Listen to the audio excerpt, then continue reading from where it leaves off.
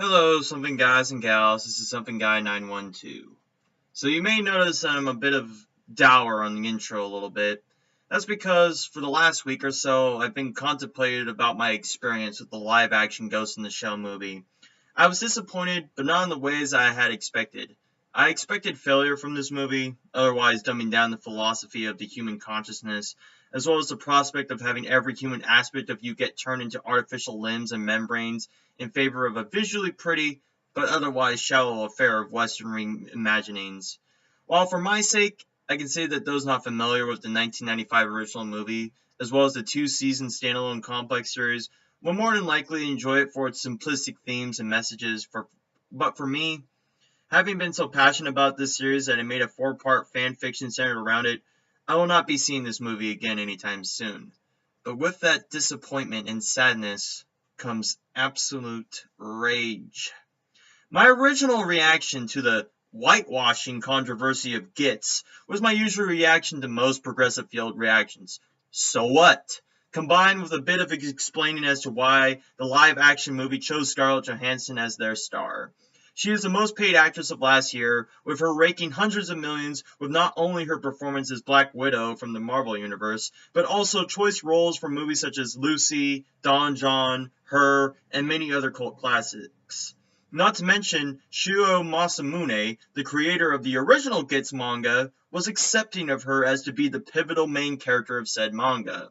All of that was easy refutation for an otherwise bullshit controversy, but having seen the movie, my anger has been rekindled because all of this whitewashing bullshit is taking away what really needs to be criticized about the movie. None of this race-baiting horseshit as a means to further divide people based on race. How it faithfully drapes its source material with heart rather than greed, and whether the producers of said movie even have the slightest faith in their audience's intelligence, and its fucking stupid PSA will try in every vein to thwart those criticisms that are actually valid in an attempt to guilt trip me into this idea that only Asian people can sympathize with Asian characters.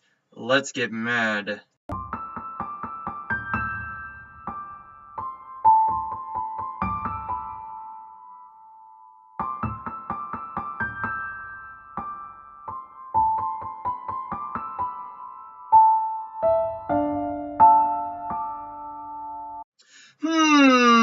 This is an obscene number of girls just reading books at a comic store, huh?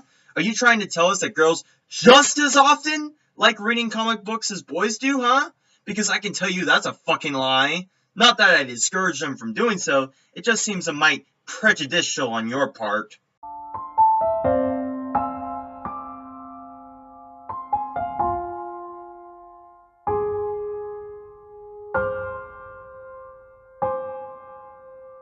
Ah, yes! Of course these white girls are only interested in these characters because they are white. Doesn't have anything to do with their belief structures, how they conduct themselves around others, their superpowers. Anything that's a measurement of a person's worth is not what people look for as a role model. Nope, they'd be white as rice and a glass of milk on a paper plate in a snowstorm.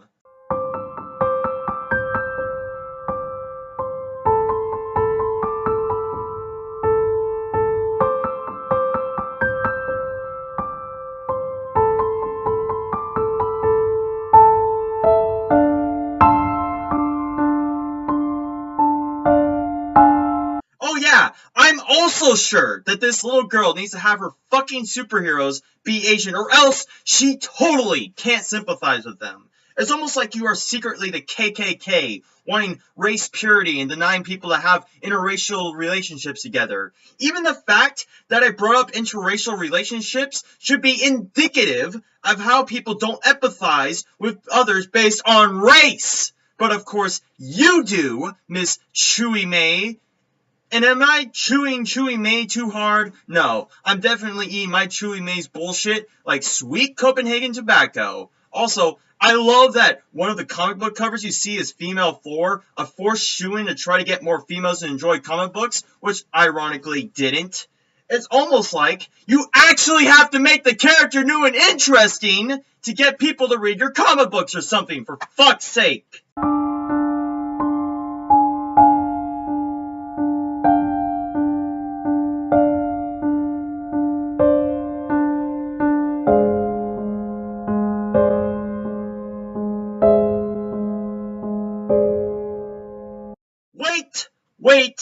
Wait.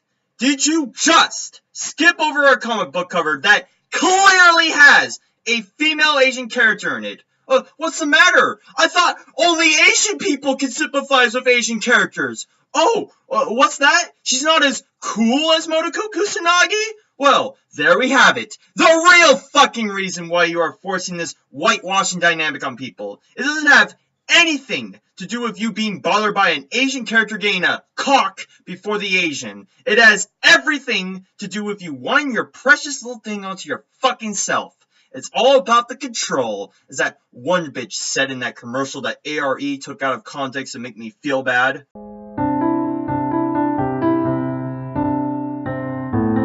I love that this little girl precariously has her thumb hiding the mature rating on the book. Otherwise, she wouldn't have even gone in at the age that she was. You know, that even disregarding the more intelligent subjects about human subconsciousness and whatnot, there are themes of civil strife, poverty, existentialism, terrorism, crime, thuggery, and corporate cronyism, all neat and tied in a postmodernist dystopian future. Yeah, I'm sure this 6-year-old can totally handle all those things at once at her age.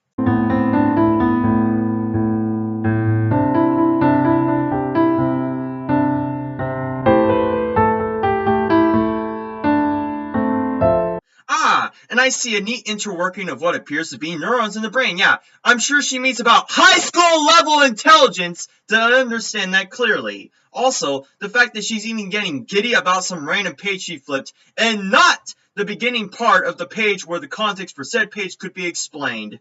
But like with kids, social justice warriors don't get context.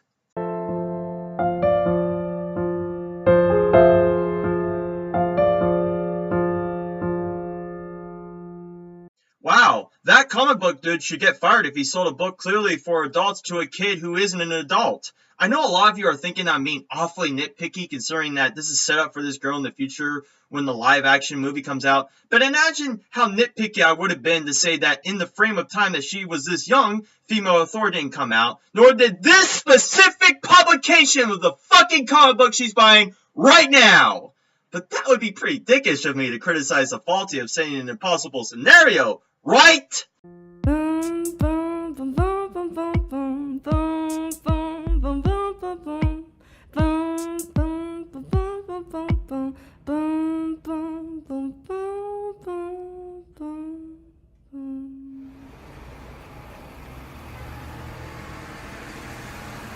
Oh no! I can't believe that a very successful actress was chosen to play a pivotal role that I can't identify with on any fundamental level other than her being Asian. Even though she's 99% robot and her having white skin is only incidental at best. Also, considering that Motoko, embarrassingly, was one of my first and possibly only anime crushes, being swooned by her commanding yet solemn and passive life. Notice how none of that had any bearing on her being Asian? I know, strange fucking world. It's like how I like the character of Blade despite him being black and me being white. Weird, it's like as if their race is irrelevant to the value of their character.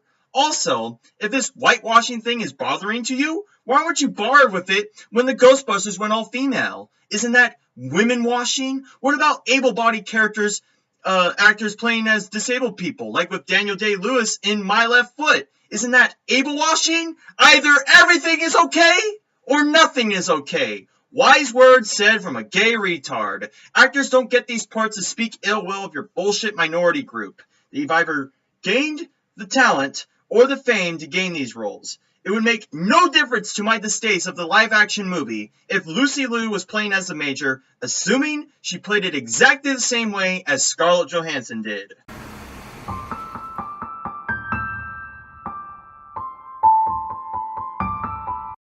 Wow, look at this display of, I don't know, constipation coming from this male gentleman. Oh, whoops, shit, I think she's a girl or something?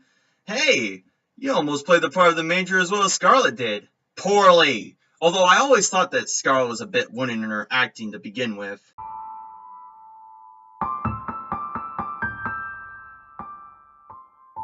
Oh no! The one fucking thing that circled your fucking life has been ruined and tainted by one innocuous casting decision.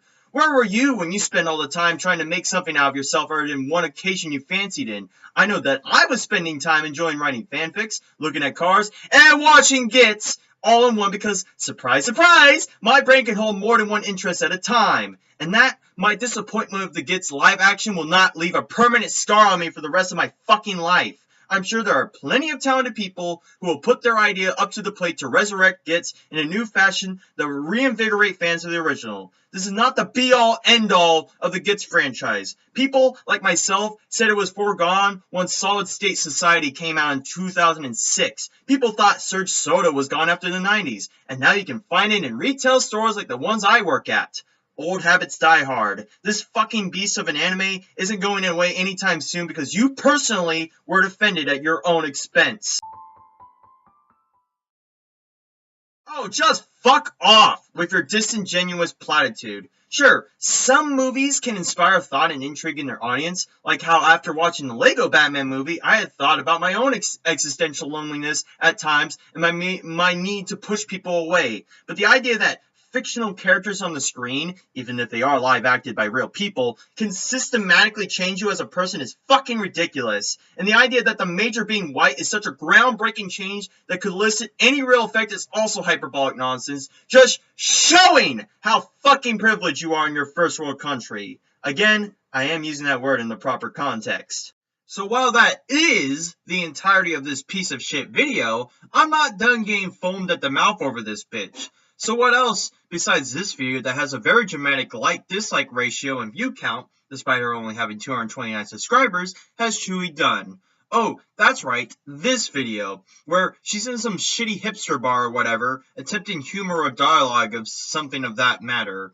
Weirdly enough, that video has ratings and comments disabled, even though it's as innocuous as you can get, assuming you don't cringe from watching the 8-minute disaster, but this video, strangely enough, has comments and ratings enabled, despite it clearly gaining more flack than before. Strange. It's almost like this worthless person, devoid of any other talent, saw people making a hubbub about the live-action movie and took it upon herself to piss off as many people as possible to amass a huge vitriolic response so that then she can justify disabling the comments and ratings and parade around like a professional victim at every moment. Granted, this hasn't happened yet, and maybe this person really doesn't have this Anita Sarkeesian telemarketing scheme planned out and just happened to strike gold with negative publicity, but oh, the irony if Chewy continued on this path of professional victimhood to the next movie and next. But I'm the racist, apparently. I'm the kind of racist that doesn't value a character or actor based on their skin color. The one thing that racists do, funnily enough. Actual racists, like Francesca Ramsey and don't give a shit about the finer points of an argument. They don't care about context. Everything to them is morally black or white, and literally black or white to them. If this person, Chewy, or the little Asian girl in this PSA actually did give a shit about the value of the character of Motoko Kusanagi, then that Asian girl growing up, having seen the movie, would be more disappointed in how Scarlett just played the role the same way she always plays every role. And even if you hadn't seen it, would be more critical of Scarlett's acting talent or being miscast for such a role, and not that she's fucking white.